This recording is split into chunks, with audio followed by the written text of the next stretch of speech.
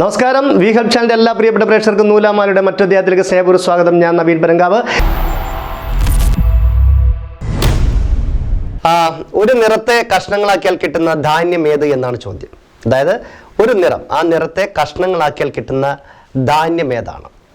Green peas ആണ്. Green peas, നമ്മൾ green peas കറിക്കൊക്കെ നമ്മൾ ഉപ്മാവ് ഉണ്ടാക്കാൻ, അതുപോലെ തന്നെ ബിരിയാണി, വെജിറ്റബിൾ ബിരിയാണി ഉണ്ടാക്കാൻ വേണ്ടിയിട്ട്, കറിയൊക്കെ ഉണ്ടാക്കാൻ വേണ്ടി ഉപയോഗിക്കുന്നതാണ് ഗ്രീൻ പീസ് എന്ന് പറയുന്ന ധാന്യം. അതായത് ഒരു കളർ, അതായത് ഗ്രീൻ എന്ന് പറയുന്ന പച്ച നിറം, ഗ്രീനിനെ കഷ്ണമാക്കുക, അതായത് പീസാക്കുക. അപ്പോൾ ഗ്രീൻ പീസ്, അതാണ് ഒരു നിറത്തെ കഷ്ണങ്ങളാക്കിയാൽ കിട്ടുന്ന ധാന്യം ഗ്രീൻ പീസ്. ഗ്രീൻ എന്നുള്ള നിറത്തെ പീസായി കഴിഞ്ഞാൽ ഗ്രീൻ പീസായിട്ട് മാറും, അതൊരു ധാന്യമാണ്.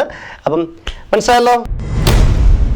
തല തിരിഞ്ഞാലും ഒരുപോലെ ഉണ്ടാവുന്ന കവി ഏതാണ്? തലതിരിഞ്ഞാലും ഒരുപോലെയുള്ള കവി ഏതാണ്? അപ്പം ഉത്തരം ഇതാണ്, വികട കവിയാണ്. തലതിരിഞ്ഞാലും ഒരുപോലെയുള്ള കവി വികട കവിയാണ്. സംശയം ഉണ്ടെങ്കിൽ നിങ്ങൾ വികട കവി എന്ന് എഴുതി നോക്കിയ മലയാളത്തിൽ വികട കവി, തലതിരിച്ച് വായിച്ചാലും വികട കവി. അങ്ങനെ ഒരു കവിയേ ഉള്ളൂ, അതാണ് വികട കവി. തലതിരിഞ്ഞാലും ഒരുപോലെ നിൽക്കുന്ന കവി വികട കവിയാണ്. ചോദ്യമായിരുന്നു, നമ്മൾ ജീവിക്കുന്നത് ഏത് കാലത്താണ്? കറക്റ്റ് ആൻസർ, നമ്മൾ ജീവിക്കുന്നത് വർത്തമാന കാലത്തിലാണ്. വർത്തമാനകാലം, ഇപ്പോൾ ഉള്ള കാലം, അത് നമ്മളിപ്പം നിൽക്കുന്ന സമയത്താണ് നമ്മൾ വർത്തമാനകാലം എന്ന് പറയുന്നത്. പല സ്ഥലത്തും പല വലിപ്പത്തിലും കാണുന്ന അക്ഷരം ഏത് എന്നാണ് ചോദ്യം. പല സ്ഥലത്തും പല വലിപ്പത്തിലും കാണുന്ന അക്ഷരം ഏതാണ്? കറക്റ്റ് ആൻസർ ഇതാണ്. അതായത് പല സ്ഥലത്തും പല വലിപ്പത്തിലും കാണുന്ന അക്ഷരമാണ് ക്യൂ.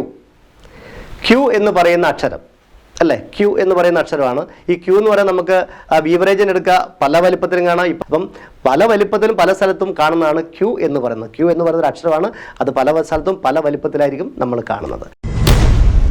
പ്രണയത്തിൻ്റെ അവസാനം എന്താണ്? പ്രണയം എന്ന് പറയുമ്പോൾ അതിൻ്റെ അവസാനം എന്താണ്? 0. പ്രണയം എന്നൊന്ന് മലയാളത്തിൽ എഴുതി നോക്കിയേ. പ്രണയം എന്ന് എഴുതുമ്പോൾ അവസാനം എന്താണ്?